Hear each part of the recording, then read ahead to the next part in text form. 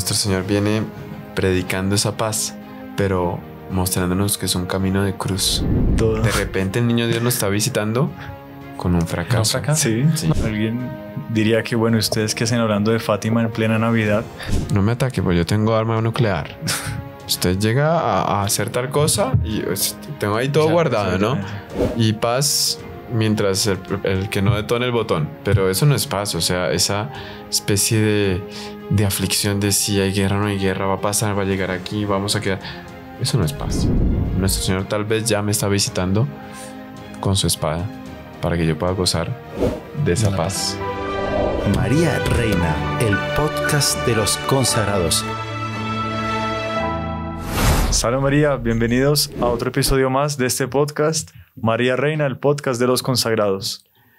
Muy estimadas familias, muy queridos amigos, salve María. Hoy tenemos un tema un poco que llama mucho la atención, ¿no? Porque el título no viene a traer la paz y el niño Dios que, pues, ¿cómo no va a venir a traer la paz el niño Dios? Esto tiene una profundidad muy especial. Entonces, acompáñenos en esta conversación. Si tienen dudas, no dejen de colocarlas en sus comentarios, que estamos estudiando la forma de poder responder cada una de estas preguntas que puedan surgir en estas conversaciones. Estamos aquí, como siempre, con el hermano Alfonso. Hoy nos acompaña también el diácono Augusto. El tema le atrajo muchísimo, fue irresistible y vea, aquí terminó con nosotros, acompañándonos en el estudio de grabación. Muy bien, entonces pues expliquemos un poco por qué este tema por qué llama tanto la atención, ¿no? Contradictorio, sí, ¿no? Sí, aparentemente es la paz, el niño Dios, y de hecho el niño Dios es llamado por el profeta Isaías príncipe de la paz, ¿no? Sí. Habíamos visto ahorita La cita Isaías 9. el profeta Isaías, capítulo 9, versículo 6. Capítulo 9, versículo 6, que dice que él va a ser llamado príncipe de la paz. Ahora, una cosa muy interesante, porque este podcast, esta conversación aquí, surgió el tema leyendo una vez más un artículo del doctor Plinio. Yo no sé si fue legionario, catolicismo. Creo que es catolicismo. Hay uno que es del 52, de catolicismo, 52. Y el otro es también de catolicismo del 78. Entonces ya era un segundo periódico que tuvo el doctor Plinio. Después de ser el director del legionario, pasó a ser director de catolicismo. Y ahí escribió unos artículos sobre Navidad. Sí. Era más como meditaciones, ¿no? Son meditaciones. Era como un ponerse delante del pesebre y él abría su corazón con el pesebre. Hacía unas meditaciones, como unos coloquios, unas conversaciones sobre, pues, pensando en la situación, ¿no? Su situación, la situación del mundo, la situación.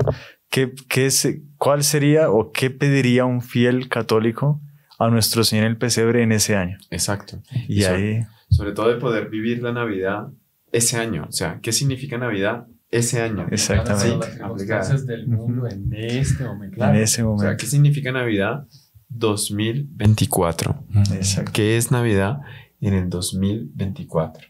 Se aplica ese principio de no venir a traer la paz. Y es interesante lo que conversábamos antes de comenzar, cómo uno cuando lee la vastísima obra del doctor Plinio, es una coherencia de principio a fin. Un artículo que usted encuentra escrito en el año 43 va a leer una conferencia del año 94, 95. Últimos momentos ya, o sea... Son explicitaciones nuevas, es verdad, pero una sola doctrina. Sí. Es Una línea de de pensamiento. Una línea. Porque uno ve en la historia, hay muchos autores que se retractan, casi ¿no? todos, ¿no? San Agustín tuvo que leer la obra entera, ¿no? Hizo todo un trabajo para retractarse de varios puntos que él se dio cuenta después. Claro. Doctor Plinio fue... Es impresionante porque él iba una luz de sabiduría mismo que fue desde el comienzo. Pero desde niño, porque usted ve su propia autobiografía. Sí. Es espectacular. Ahora, sí, el doctor Plinio tenía ese don, ¿sí? De esa coherencia, esa concatenación de ideas a lo largo de toda su vida, pues cómo no pensar en algo superior en nuestro Señor Jesucristo, Total. en el Espíritu Santo. En la propia Sagrada Escritura, ¿no? Claro. Parecería una contradicción interna del Espíritu Santo. En un momento dice que es el príncipe de la paz y después al contrario. Entonces, no puede ser. Porque ahí está, ¿no? Usted había dicho que Evangelio San Mateo, ¿no? San Mateo. En el Evangelio de San Mateo, nuestro Señor llega a decir, él afirma, yo no vine a traer la paz, sino la espada. ¿Verdad? ¿Cómo? Porque no puede ser visto, la Sagrada Escritura es interesante, ¿no? Cuando uno estudia Sagrada Escritura, usted tiene que interpretar la Sagrada Escritura en el espíritu con que fue escrita. ¿Sí? Y aquí parece haber lo que usted dice ya con una contradicción. El príncipe de la paz, que es el profeta Isaías. No sé si ustedes recuerdan bien todo el libro del profeta Isaías, cuando habla del Mesías, cuando habla de la pasión, parece que es una meditación de la pasión. Usted puede meditar la pasión perfectamente. Y claro, los propios judíos se daban cuenta, ¿no? Todo. Que para cumplirse la escritura que dice, la mayor parte del Evangelio de San Juan, por ejemplo, es eso. Él está convenciendo a los judíos que nuestro Señor está cumpliendo las profecías. Exacto. Para que se cumpliera la escritura, pasó tal cosa. Entonces, y como nuestro Señor iba... Claro, San Juan lo deja escrito, pero todo lo que nuestro Señor hace, Él cumplía las profecías y les hablaba en el idioma de los judíos, les hablaba en el idioma de las profecías que ellos ya conocían.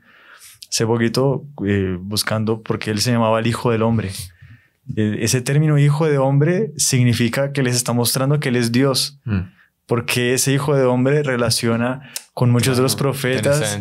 Era el profeta Daniel. Profeta Daniel, el profeta Ezequiel, varios, sí. Pero es más, el más es el profeta Daniel. Pero usted ve cómo nuestro Señor iba detrás y les decía, soy yo. Hasta en las minucias les iba diciendo, soy yo, soy yo, soy yo. Y ellos no querían ver. No querían. Ese propio techo del siervo sufriente de Isaías, que hace referencia a la pasión, es que es todo. Que le escupen, que le mecen la barba, que usted ve cómo él está recibiendo realmente una revelación explícita al respecto de la redención, de la pasión de nuestro Señor. Recuerdo una vez en clase de hebreo le preguntamos al profesor nuestro que era judío, pero ¿cómo explica, profesor? No era judío practicante. ¿Cómo explica, profesor, un trecho como Isaías, el trecho del siervo sufriente? Se aplica muy bien a nuestro Señor en cuanto a Mesías. Él no supo responder. Es que es evidente. Porque es tan claro. Es evidente. Es evidente, es evidente. Tiene que ser lo que sale en el Evangelio, ¿no? Que nuestro Señor perdona el hombre que baja por el techo, ¿no? Ajá. Y los judíos, pero solo Dios puede perdonar. Para que sepan que el Hijo del Hombre tiene poder para perdonar pecados. Exactamente. Levántate y anda. O sea, es para... Ahora, no puede ser que el profeta Isaías, que tiene esa claridad, que tanto es así que cuando se estudia las Sagradas Escrituras, al profeta Isaías se le conoce como el libro del profeta Isaías, como el quinto evangelio. Evangelios son 4, ¿no? Se le conoce como el quinto evangelio. De tan explícita es la revelación del Mesías ahí. ¿Cómo es posible que nuestro Señor venga a contradecirlo en el Evangelio de San Mateo? O sea, no puede ser. No hay contradicción en el Espíritu Santo desde el libro del Génesis hasta el libro del Apocalipsis. No hay contradicción. No se contradice. No puede ver. O sea, no hay Ahora, cómo. ¿qué es lo que significa ese? No vine a traer la paz. Y es más, usted dijo otra cosa, ¿no? El profeta Simeón. Sí, claro, porque eso confirma. Nuestro Señor va a decir esto ya en su vida pública. Y Simeón, cuando recibe el niño Jesús, Nuestra Señora, para la presentación, dice exactamente esto. Tenías causa de contradicción, una piedra de escándalo para conocerse los corazones, las intenciones de los corazones. Ahí aquí está el punto. Exacto. Bueno, entonces creo que ya está delineado el Más problema. o menos Sí. para entender. Ya este niño Dios, que es el príncipe de la paz, pues no vino a traer la paz. Pero ¿En qué sentido? ¿en qué sentido, no? ¿Qué paz no viene a traer? ¿En qué sentido? La paz y la espada. Exacto. Ahí están los dos términos. Ahora, recuerde cuando nuestro Señor Jesucristo le dice a los apóstoles, ¿no? Os doy la paz, pero no como os la da el mundo. Ese es el punto. De hecho, también quien da mucho de eso es el ángel, ¿no? El ángel que le revela a los pastores, les dice, ha nacido y dice, gloria a Dios en el cielo y en la tierra paz a los hombres de buena voluntad. Él ya va como que marcando el rumbo, ya desde el inicio va como que aclarando cuál es la paz que va a traer nuestro Señor. O sea, esa paz está condicionada, ¿sí? Porque Exactamente. es una paz a los hombres de buena voluntad, ¿sí? Ahí está la clave. Bueno, Creo que si no, no sería paz, ¿no? Claro. ya creamos el tipo de problema, paz? entonces ahora tenemos que solucionarlo. Pero ahí está, porque de hecho, a la hora de nosotros recibir al niño Dios en el año 2024, ¿qué significa hoy día recibir al príncipe de la paz? ¿Sí? Pues esa paz viene acompañada de la espada. De la espada, ¿por qué? En el propio Evangelio de San Mateo, cuando nuestro Señor dice que viene a traer la espada, Él va más a fondo. Y es fuerte porque Él dice, yo vine a dividir al padre con el hijo, a la madre con la hija, al hijo, y así. O sea, el propio núcleo familiar, entendido de una manera más profunda a lo que es el concepto de familia hoy día, lo que nuestro Señor estaba diciendo, fuertísima. Era súper Era fuerte. Muy fuertísima. fuerte. Pero esa paz llega incluso a dividir en lo que hay de más entrañado. Si no está acorde, o sea, si no está alineado con esa buena voluntad. Exactamente. Con esa buena voluntad. Y a la hora de nosotros vivir esta Navidad, cuando cantamos en Noche de Paz, Noche de Amor, realmente voy a vivir esa noche de paz, realmente voy a vivir esa noche de amor.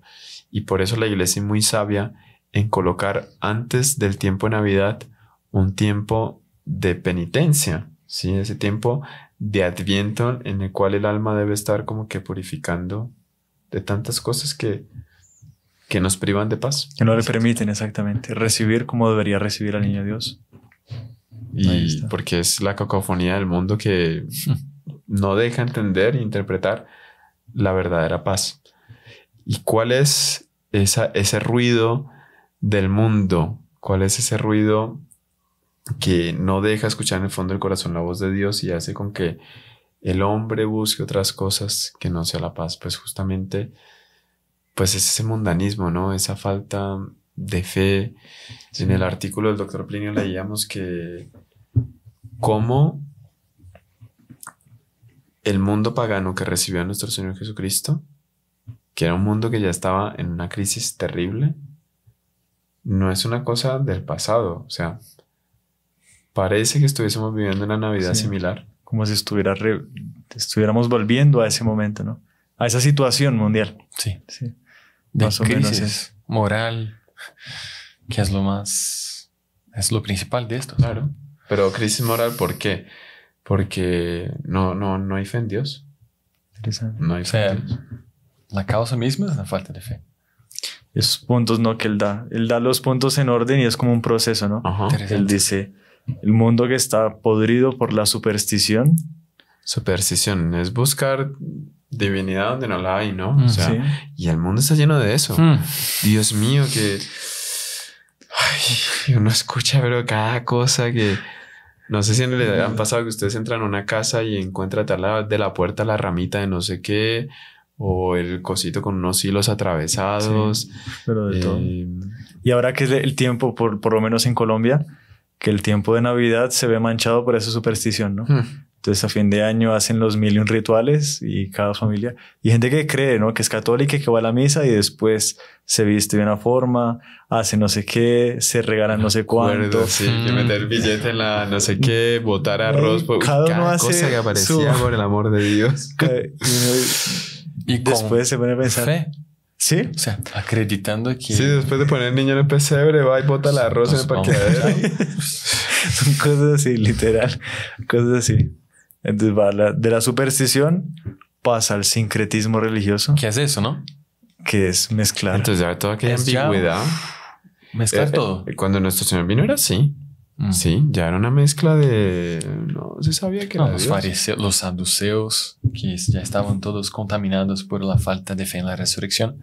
Hoy en día, pues, Sí. No se dice exactamente esto doctrinalmente, pero la gente vive así.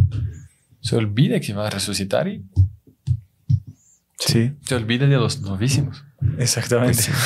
No le importa, ¿no? Y en este viviendo sincretismo aquí se siente bien porque pues, ¿no? y Un poquito aquí, suena, allá. suena medio extraño, o sea, son esas palabras que se utilizan en un discurso, pero que no se sabe bien qué es, pero es interesante. El sincretismo es mezclar o sea, su religión, mezclar cosas de otras religiones para que salga una tercera.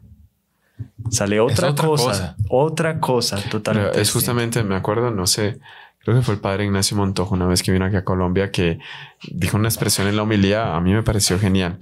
Una religión de supermercado. La persona pasando por estanterías coge lo que le gusta y deja lo que no le gusta. Y si le pareció muy caro, no, mejor no, dejémoslo aquí en el stand.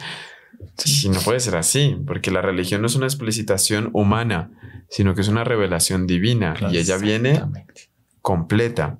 Es una revelación, ya está cerrada con nuestro Señor Jesucristo. Se cierra propiamente la revelación. Vienen otras explicitaciones a lo largo de la historia por la riqueza del Espíritu Santo, pero la revelación está cerrada y es completa.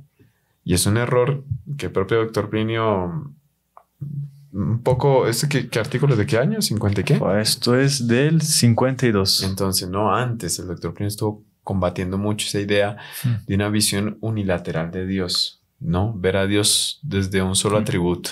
Total. O puede ser, porque eso sería un desequilibrio, ¿no? Ver a Dios meramente justiciero, desequilibrio. O ver a Dios meramente misericordioso. O también desequilibrio. Desequilibrio.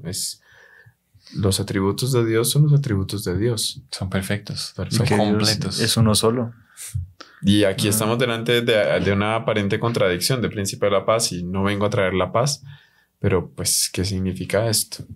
Y ese sincretismo religioso, pues, que trae es un amoralismo, porque claro, entonces, en esa ambigüedad, en esa mezcla, entre comillas, en esa búsqueda de una armonía, como que va a dispensar una serie de cosas que son indispensables para vivir en sociedad, para que se mantenga la civilización cristiana. Claro. Exacto. Y ahí pasa el tercero, que es el escepticismo. Entonces la persona empezó con supersticiones. Después su religión quedó mezclada y no se sabe bien qué es. Y después no cree en nada. Porque, no, Dios no me atiende. Ni atiende al arroz, ni a su oración, que puede ser mal hecha, ni nada. Y ahí después, escéptico. Ya no tiene fe, ya la perdió. No. Ahí está. Entonces, y el mundo de la época vivía contaminado por eso. Por eso el pueblo que debía haber recibido al Mesías no lo recibió. Por eso nuestro Señor, que era el rey, nace en un pesebre con animales. Por eso el que debería tener un palacio está pobre. Por eso el que debería ser honrado por reyes tiene pastores y tiene... ¿Por qué? Porque no...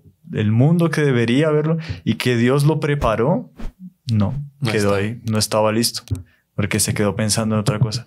Los autores dicen, es un término, tenían su espíritu embotado, estaban llenos de otras cosas. Exactamente. Y lo que Dios les quería dar no lo recibían porque estaban llenos de lo que no necesitaban.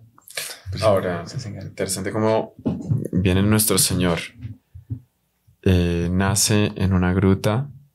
O sea, que no hay casa más pobre que una gruta.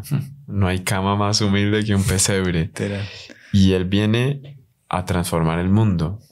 Pero ¿qué transformación hizo? No, propiamente no levantó una cruzada con los apóstoles, sino que muchas veces Él actuando por medio de causas segundas, ¿no? Sí, exactamente. Es una transformación y mucho más profunda.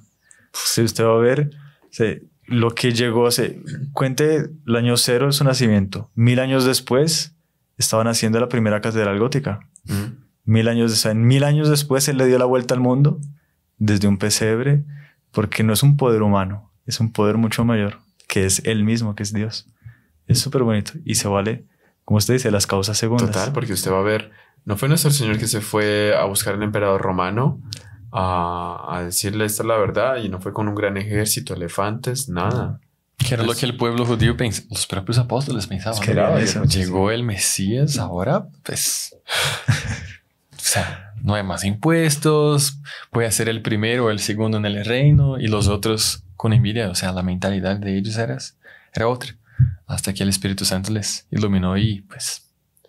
Ahora, ahí interesante porque ese actuar de Dios por medio de las causas segundas, cómo Dios castigó a la ciudad santa por el deicidio. Y no se profetizó eso. ¿Eh? Fue una maldición que derramó No se queda piedra sobre piedra en los apóstoles. ¿Cuándo será esto? Cuando vengan revoluciones, guerras, Sí. pero no se preocupen. O sea, es Dios utilizando de estos medios, muchas veces naturales, de los hombres, como guerras y revoluciones, para cumplir el plan que Él tiene. No sé si ustedes vieron fotos de esa iglesia que hay en Jerusalén, a las afueras, que fue construida exactamente en el mismo lugar donde nuestro Señor mira Jerusalén y dice: Jerusalén, Jerusalén, cuántas veces quise acogeros como la gallina cubre a sus polluelos. Y ahí es que Él derrama la maldición, porque Él dice: llegarán días y Bueno, ahí construyeron una iglesia y está el altar, y detrás del altar es un vitral, pero solo vidrio en forma de lágrima. Una gran lágrima, porque nuestro Señor lloró ahí viendo a Jerusalén. ¿Y cuál fue la causa segunda? Para castigar a la ciudad del deicidio, al pueblo del deicidio, fue el Imperio Romano. Sí, ellos... Quien lee la historia de la caída de Jerusalén, escrita por Flavio Josefo, es una cosa, pero Dios mío, fuerte. Pero también es Imperio Romano, que era el imperio del derecho romano, del orden, de cómo cae. Pues empieza a basar su ley en una ausencia de Dios y la inmoralidad del Imperio Romano. Terrible. Ya llegó a un estado tal que el mismo... Se cayó por eso. Sí. Atila, a él le ofrecieron casarse con una patricia romana. Patricia no es que se llame Patricia, sino que era una... Sí, claro. Noble. No, es bueno aclarar. Atila negó. Dijo: yo no me voy a casar con una decadente. Y Atila era un bárbaro, pero una cosa bárbara. Ellos ¿se acuerda? Comentaban en clase que él colocaba carne debajo de las sillas del caballo.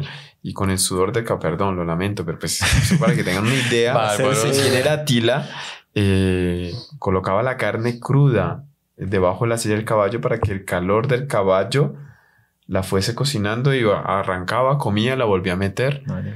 Y cuenta la historia que era una persona que no se cambiaba la camisa hasta que se cayese de sucia, de podrida.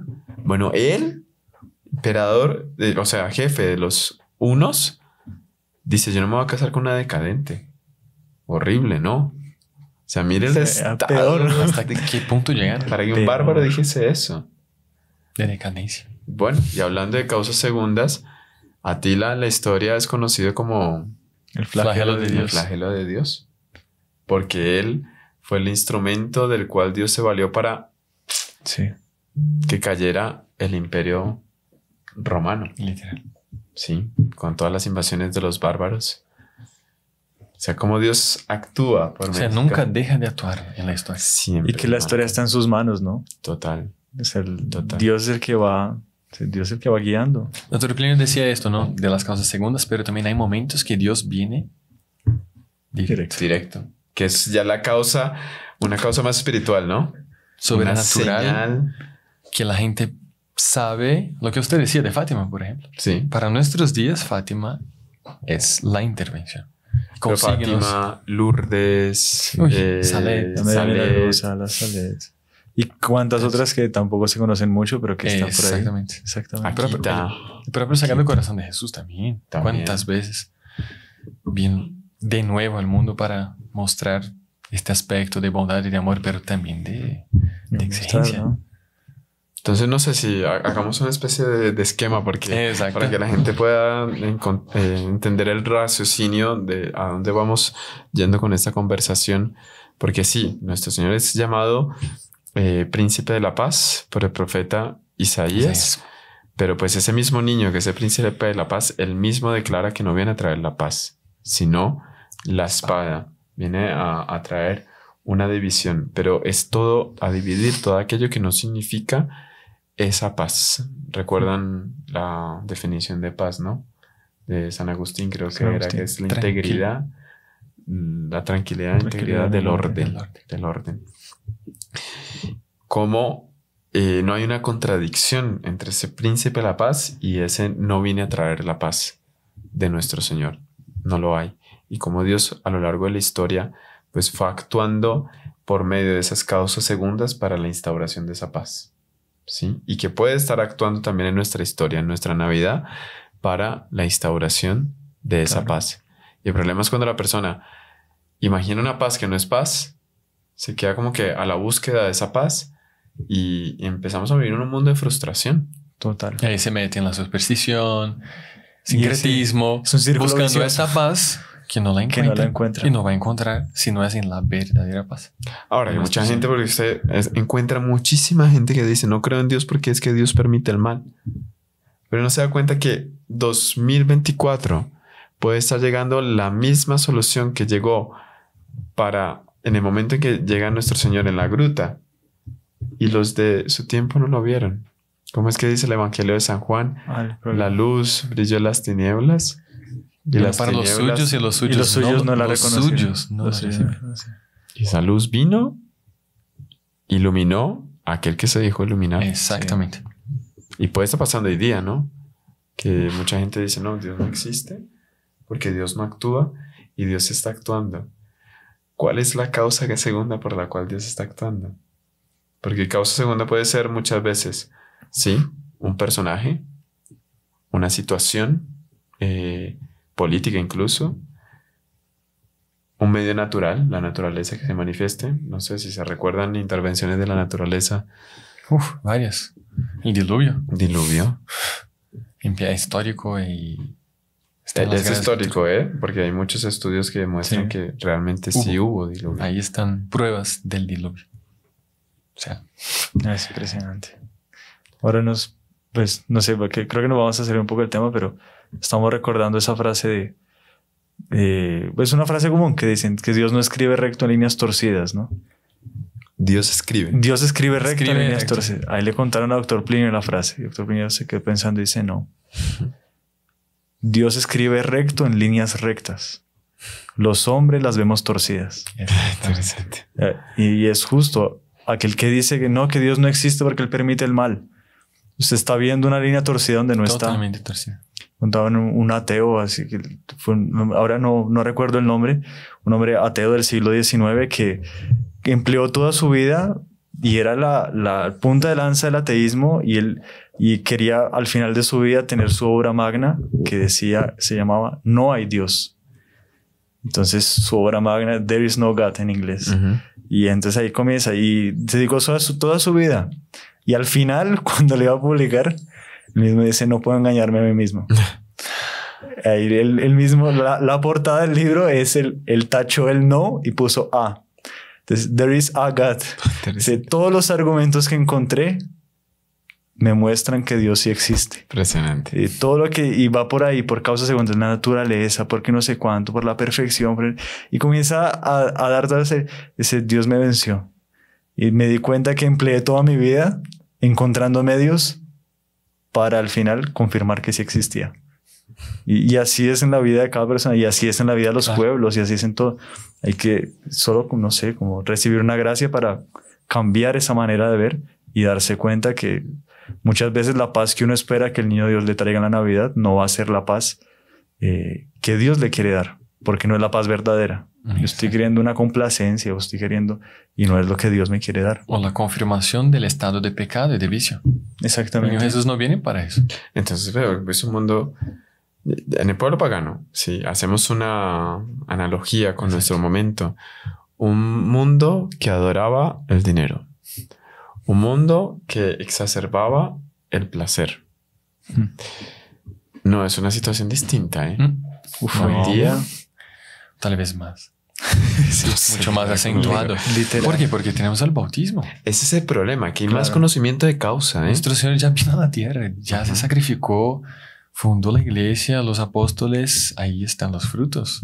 Lo poco que sobre de la civilización cristiana, por lo menos, no sé bien le comentaba, sería un pecado decir que la civilización cristiana como tal exista. hoy. Porque tal fue la decadencia Sí. de lo que fue el auge de la civilización cristiana, que no hay. Hay vestigios, hay costumbres. Y cada vez más perseguidos, ¿no? Sí, exactamente. Es interesante cuando nuestro Señor dice, cuando Sodoma se levantará contra, ay de ti, Sí. Betsaida, ay Sí, de ti. la reina del sur Sí, se se levantará levantará. y juzgará a esta generación. Y era que os condene.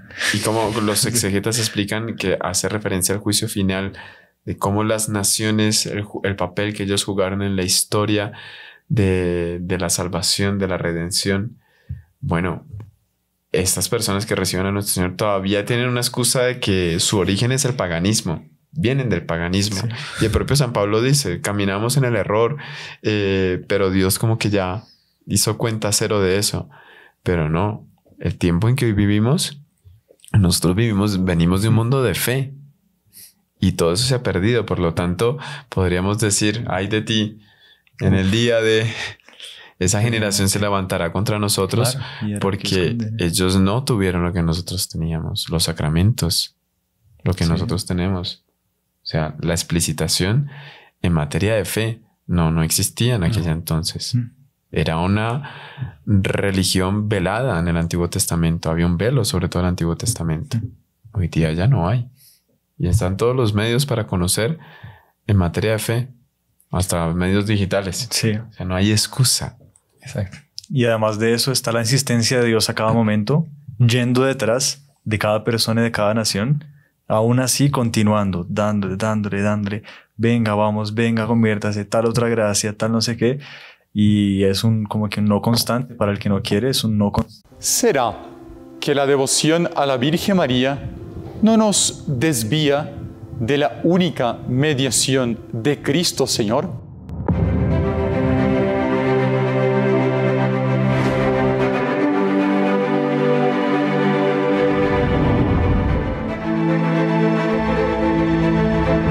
Salve María, soy el Padre Felipe García de los Heraldos del Evangelio. No hubo santo en la historia de la Iglesia que no haya sido devoto de la Virgen María. La Iglesia nació y creció bajo la protección y el aliento de ella. Y es por eso que nosotros, si queremos llegar a nuestro Señor Jesucristo, debemos llegar por intermedio de ella. Esplendores de María. En este programa vamos a hablar sobre Nuestra Señora, sobre la Virgen María, sus advocaciones, sus milagros, sus apariciones aprobadas por la Santa Iglesia y también sobre las verdades que la Santa Iglesia nos enseña sobre ella. No se lo pierdan. ¡Salve María!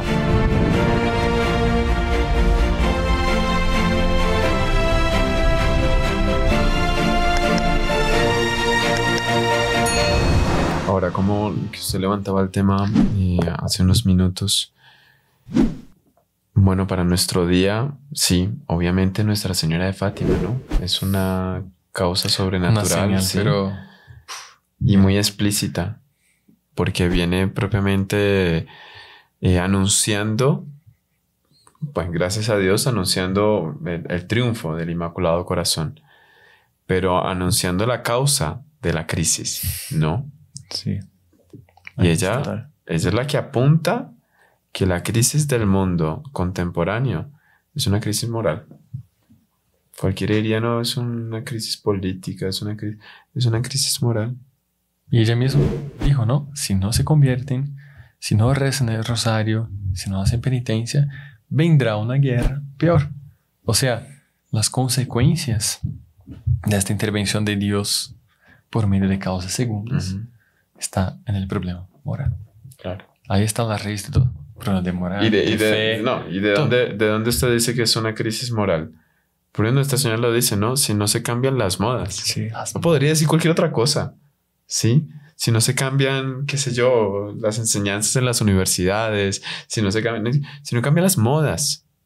Si las modas no cambian, está apuntando que hay una forma de vida que pide nuestro Señor Exactamente. para poder gozar de esa paz. Y al no atender a esa paz y a esas condiciones Para de esa tener la paz, pues ahí viene el castigo.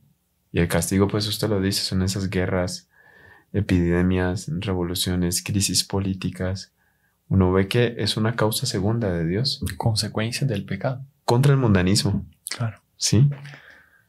¿Cuántas veces? Y Dios puede, ese príncipe de la paz puede estar naciendo en esta Navidad para nosotros y que está actuando tal vez por una causa segunda. Claro. Puede ser una situación que no entendemos, una crisis económica, puede ser una crisis de salud, puede ser... Y ahí él está envuelto como que en ese pañalito, por decirlo así, y no lo sabemos interpretar y preguntamos ¿dónde está? Es impresionante. Muy hacia el cierto día también, Dr. Plinio estaba explicando que la vida de la persona es como un libro. Y yo no puedo leer un libro cogiendo el texto y pegándomelo a la vista, porque pues evidentemente no voy a ver. Si yo lo tengo aquí, pues no lo veo. Hay que alejar el texto, ponerlo a una distancia y ahí puedo entender lo que está escrito en el libro. Así que así es el libro de la vida. Y la distancia se llama tiempo. No, ahí está. Entonces yo juzgo Dios me hizo un daño, Dios me hizo mal, Dios me hizo no sé qué.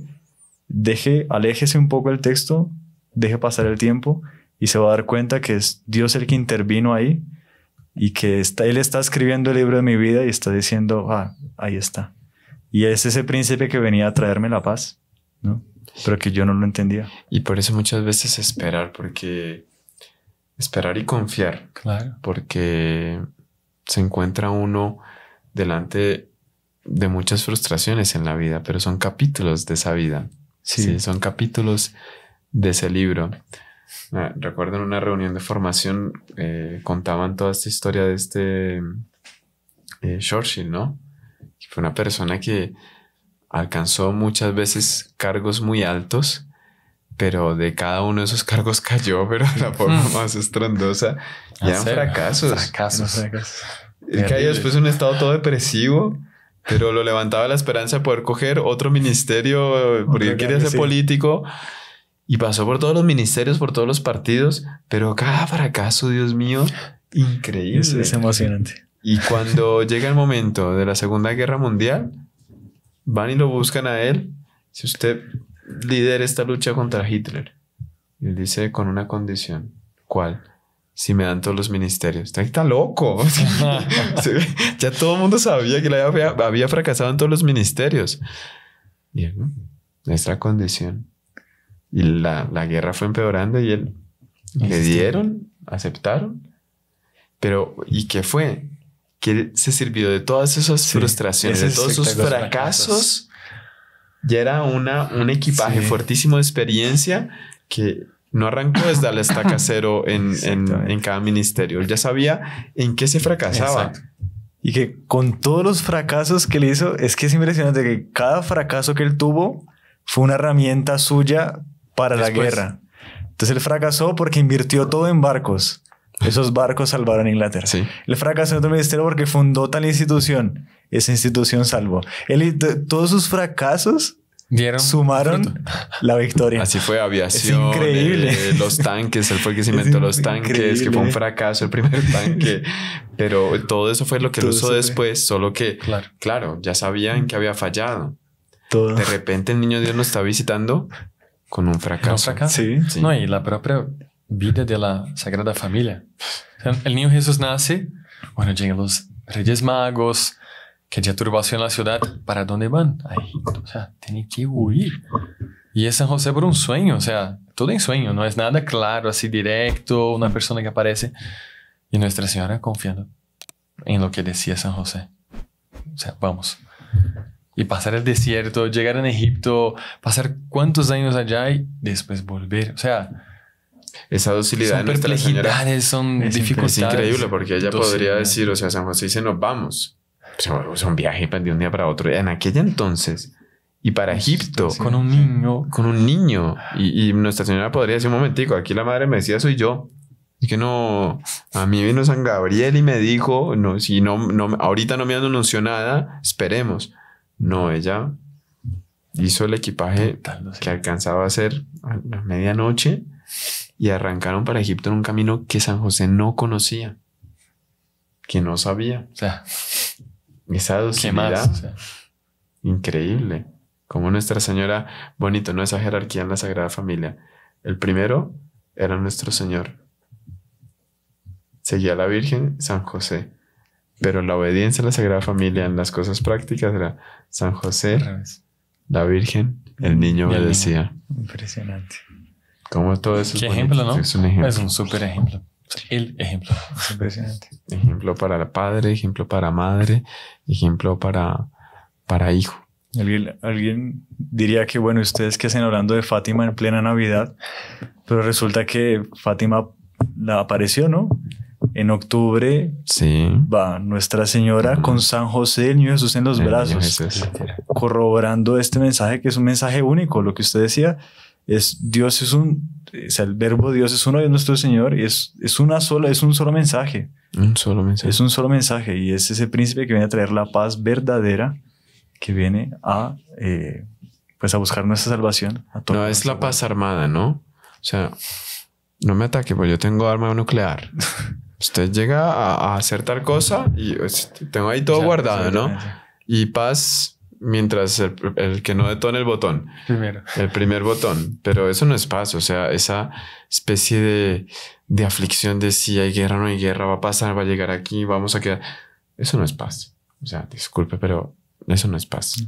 Eso, o una paz que se busca en una especie de acuerdo que nada. Nuestro Señor, el acuerdo aquí es los 10 mandamientos.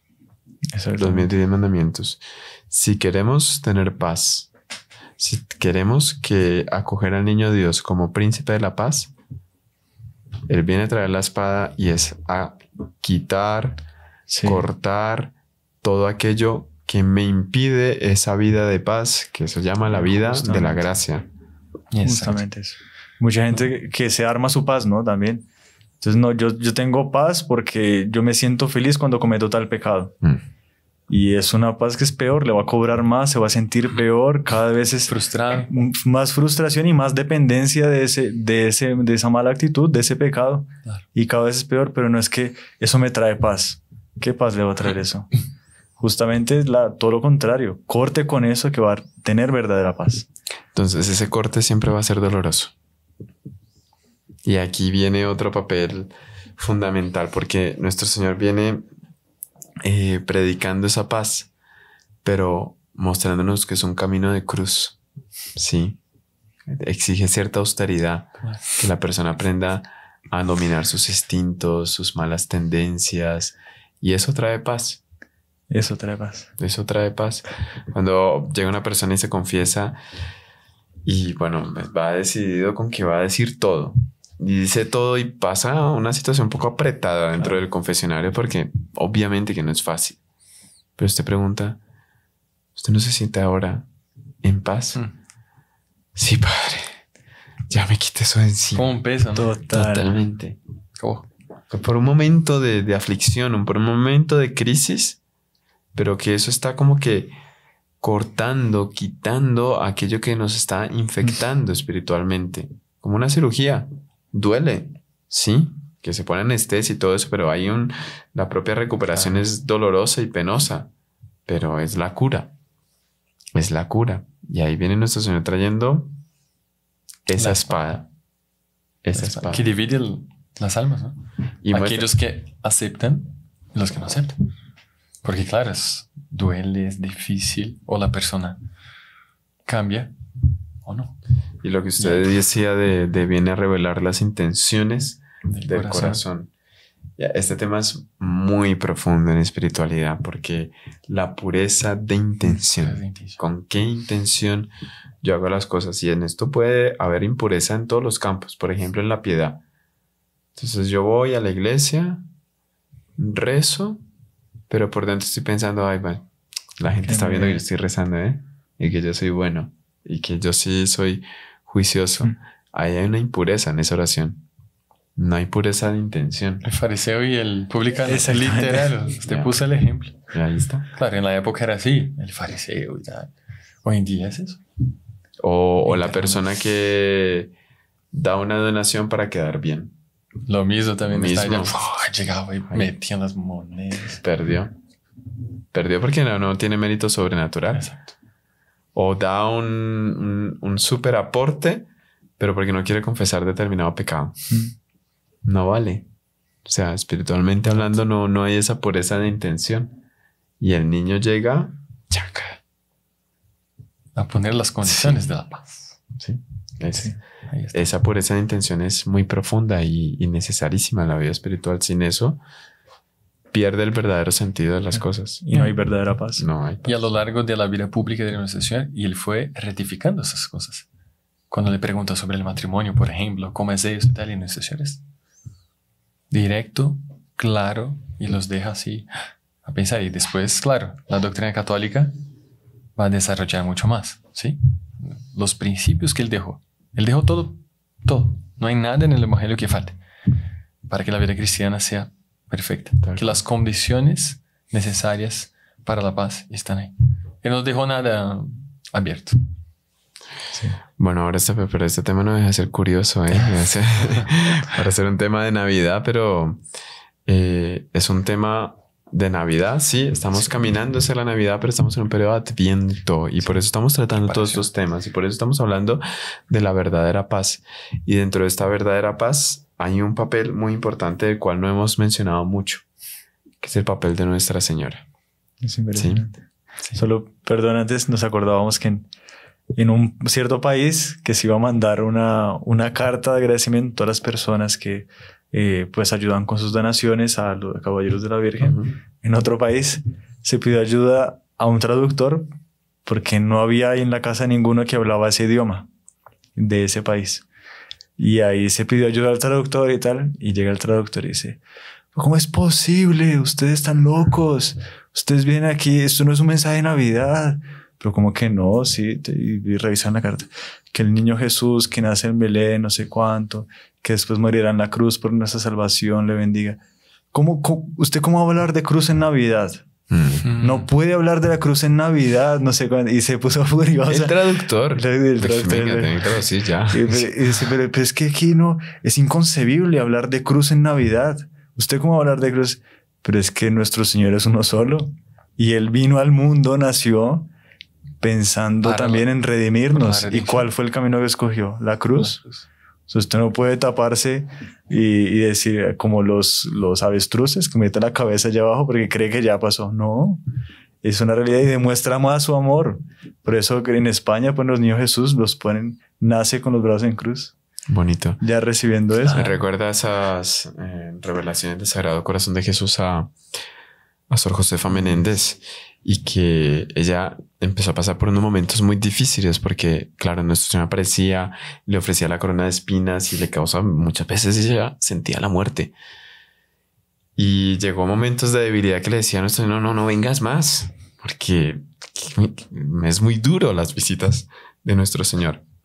Cuando ella estaba pasando por una prueba más difícil, se le aparecía a Nuestra Señora para ayudarla a pasar la prueba, consolarla, pero como que vamos, incentivarla, tienes que dar este paso, hay que darlo, ¿sí? Vamos juntas. Y ella, Sor Josefa, a las tantas le dice a Nuestra Señora, dice: sí, pero es que para ti fue muy fácil porque tuviste a Nuestro Señor en la cruz, es verdad, y lo acompañaste en la pasión, pero tú tuviste muchos años con Él en la infancia, fueron cosas muy bonitas que te fortalecieron para después acompañarlo en la cruz. Es que a mí ya me viene crucificado y me causa ese dolor. Y ella le dice: no creas que están así. El niño me trajo mucho dolor durante su infancia. Impresionante. Pero bueno, ¿cómo que mucho dolor? Se portó mal el niño Dios, no puede ser. Quebraba todo, desobediente, no hacía caso. Ya. Dice, por ejemplo, cuando le estábamos enseñando al niño Dios a caminar entre San José y yo. San José cogía al niño Dios, lo ponía delante de mí a una distancia prudente para que no se cayese, lo soltaba empujándolo un poco y el niño Dios empezaba a dar sus primeros pasitos, pero para abrazarme se me venía con los brazos en cruz. Y ahí yo me acordaba de la anunciación y que ese niño iba a ser crucificado y me ponía a llorar dando al niño Dios los primeros pasos.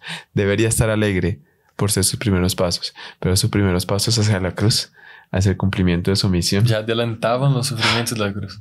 Impresionante. No, y cuántas veces hay revelaciones sobre esto, ¿no? Que Nuestra Señora abría el cuarto del niño Jesús y él estaba en una cruz que él había hecho. Jovencito, niño. Ya estaba preparándose delante del Padre Eterno para la... Porque él redención. sabía que Claro. él era redentor. ¿No? Hay una herejía que dice que él no sabía que él era Dios. Por Dios. Como este niño Jesús, que en Ecuador hay mucho, ¿no? Sí. Que quiso Ese parecer. Pichincha, ¿no? Pichincha, sí. Pichincha. Ujú. Que está un niño y usted ve las imágenes y están fuertes. Pero es bonita. Es lindísimo. súper bonita. Es lindísimo. Ese niño Dios que aparece, no sé, ese es un cuadro, es una pintura. Pero el niño Dios así, acostado Sí. encima de una cruz. No Él sé está dónde abrazado a así. una cruz Ajá. con los clavos, Sí, y la lanza. la lanza. y Creo que la corona de esponja espinas. también. La esponja. Sí. Qué impresionante. Y está Nuestra Señora de San José. Así. Mira. Ese niño puede estar viniendo en la actualidad con esa cruz, ¿sí? Para arrancar aquello que no significa paz y aquello que impide esa paz. Y va todo en la línea del mundanismo, ¿no? De buscar una felicidad meramente temporal. Y pueden ser muchas veces en el campo de la política, puede ser muchas veces en el campo de la economía, puede ser muchas veces por la acción de Dios en las causas segundas. Y el hecho de Dios permitir ya puede ser señal de la acción de Dios. Sí, Y fue lo que dijo Nuestra Señora en Fátima, total. que la acción de Dios iba a venir por medio de esas causas segundas, lo anunció. Entonces, quien piensa que Dios no está actuando, al contrario, se cuenta cuánto Dios ya está actuando. Está. Cada vez más. Cada vez más. Y es mejor abrazar la solución del mundo y no rechazarla como la rechazó la civilización en aquel entonces. Un niño discreto, que aparentemente, pues sí, un niño, no que iba a cambiar un niño, un bebé. Sí pasó desapercibido. Pero eso no puede pasar con nosotros, que pasa Claro, desapercibido. Y es por eso, como usted comentaba, ¿no? El papel de Nuestra Señora es ella misma que viene en Fátima. Ella en persona. O sea, a jalar la humanidad. A hacer lo mismo que Nuestra Señora hizo en su tiempo, pero ya preparando su reino, preparando la civilización cristiana futura, desde que hagamos caso, Claro, ¿no? claro. O sea, Ahí está. primero que aprendamos, ¿no? Porque si uno aprende creer, bueno, hay que creer, sí, pero apenas se cree, profundizar en la fe y que esta fe se vuelva coherente en el estilo de vida, que aquí es que está el punto, ¿no? Que el mundo enseña otra cosa, ¿no? Crea en Dios, que Dios está misericordioso, Dios es amor, que al final de cuentas, pues todo mundo va para el cielo. No es así. No. O sea, tenemos que hacer que nuestra fe sea una consecuencia en nuestra vida. Todo esté concatenado, haya una coherencia. Pero bueno, eso es realmente muy difícil. O sea, estamos meditando esto justamente porque estamos en el periodo de Adviento y es una realidad que hay que poner delante de nosotros y meditar. ¿Sí? Nuestro Señor tal vez ya me está visitando con su espada para que yo pueda gozar de esa la paz. Sí. Y si yo voy rechazando como que esa espada que quiere retirar lo que en mí me aparta de esa paz, pues yo mismo voy estirando el momento en que puedo gozar de esa paz. Y ahí pedir fuerza a Nuestra Señora, porque sí, realmente Ella es la única. es muy difícil. Es la reina de la paz, ¿no? Es la reina de la paz, exactamente. Reina Pachi, sí, tal cual. Y como en la historia de la iglesia vemos el papel de Nuestra Señora que pues que comprende esa flaqueza nuestra, esa debilidad y nos toma y nos va moldeando, transformando para que podamos gozar realmente esa paz. Recuerdo en una confesión, perdón que use tanto estos ejemplos, pero pues no cuento lo que dice en la confesión, pero era un alma que, Dios mío, había hecho mucha cosa muy vivida y cosas muy oscuras, realmente muy, muy difícil. Y usted pensando, pero Dios mío, este señor, ¿cómo va a salir de estas situaciones? Casi que imposible, casi imposible. Y ahí incluso usted se preguntaba, ¿cómo está haciendo esta confesión y por qué está acá? O sea, con todo esto, y si no, como que caso perdido, por decirlo así. Y allí, pero venga, ¿usted por qué está acá? la persona se desmonta en lágrimas y dice, porque creo en la Virgen. Creo que ella me puede sacar de todo esto. Creo que... No, yo me emocioné. Casi llevamos los dos llorando. Los dos llorando. Pero es eso, es verdad, es eso. Que sí, así, si usted tiene esa fe, ese amor, Nuestra Señora lo saca. Lo saca de esa situación. Lo saca. Ella, Mater Misericordia, ella va, da alguna salida así materna que salva a la persona de cualquier situación. Uy, nos acordamos de un caso, un testimonio de un hombre que él era muy malo, de verdad era muy malo. No sé si, bueno, de repente comentar aquí todo lo que hacía, pero era un hombre demasiado malo. Decía, el mundo tiene 5.000 millones de personas. De esas 5.000 millones de personas, existimos solo 7 personas que teníamos la capacidad de hacer ciertas cosas en materia de brujería, en materia de satanismo. Éramos solo 7. Y yo era uno de esos. Yo tenía un poder del mundo. Sí. Es impresionante. Es así. Pero no va a decir que usted la conoció, ¿no? No. Por favor. Dios mío. Es súper fuerte. Es súper fuerte el testimonio. ¿Sabe que la Santa decía? Yo quiero salir de esto. Y yo quiero salir. No quiero estar aquí. No quiero. Y él empezó a buscar salida. Terminó en un pueblo perdido en medio de otro continente, así, y él se le acabó el dinero, se le acabó todo, pero él por lo menos no estaba obligado a hacer lo que estaba haciendo. Y ahí él se pone a trabajar en una joyería y llega un día una señora y le dice, bueno, no, o sea, a mirar, todo, a hacerle conversa, y a la santa dice, yo tengo un objeto que a usted le va a servir. Y a él dijo, no, me encontraron y ahora no sé qué. Y él dice, no, ve, a ver, ¿qué es ese objeto? La señora abre su mano y tiene una medalla milagrosa. No sé. Y él dice, yo por lo que hacía, yo tenía la capacidad de, es lo que él dice, yo tenía la capacidad de, pasando la mano por objetos o por superficies, darme cuenta si esa cosa había sido usada o no en brujerías o cosas así. Él sentía como que el poder de las cosas, se puede decir así. Y ahí entonces él dice, y él inclusive pasó la mano por la medalla y dice, eso es un trozo de metal, eso no es, ay señora, déjeme vivir en paz, yo quiero cambiar de vida, déjeme vivir en paz. Y la señora le dice, no, pero tómela, téngala usted, tómela. Solo por quitársela de encima se la recibió. Dice que cuando cerró la mano, se transportó. El hombre se transportó, cerró la mano y vio que delante tenía a Nuestra Señora. Decía, ánimo fulano, ánimo, yo estoy aquí por ti, no sé cuánto, no sé qué. Y él estaba tan duro de corazón y tanto. El hombre dice, no, o sea, como que no más, no quiero, no sé qué. Y Nuestra Señora para él dice, mira allá, mira detrás tuyo. El hombre se voltea, se gira y ve a nuestro Señor crucificado en la cruz derramando sangre. Nuestra Señora dice, esa sangre es por ti. Y a él ya se desmontó. Dijo, ya, yo fui pagado con esa sangre, yo valgo esto, ya. Y dice que cuando abrió la mano otra vez, soltó la medalla, volvió otra vez al lugar donde estaba. Y estaba la mujer hablándole, no, porque vale la pena que tenga la medallita, que no sé cuándo. Y ahí el hombre dice, espere señora, ¿quién le dio esto a usted? No, tal padre en tal parroquia. Lléveme allá, por favor. Ahí fueron los dos, los llevó, se confesó, empezó a cambiar de vida. Dice que nunca se sintió tan bien, tan aliviado, tan a gusto. En su vida él tuvo mucho poder, pero después de tener esa experiencia, tener esa verdad, experimentó la verdadera paz. Y justo. Bonito que usted lo relaciona en esa historia con la propia confesión, ¿no? A mí me parece que la historia es muy real porque se siente esa autenticidad de bendición. No, es demasiado real. Y es el camino que Nuestra Señora se utiliza, ¿no? Es demasiado real. Bueno, y cuando Nuestra Señora, de hecho, dice en Fátima, ella dice oración y penitencia, ¿no?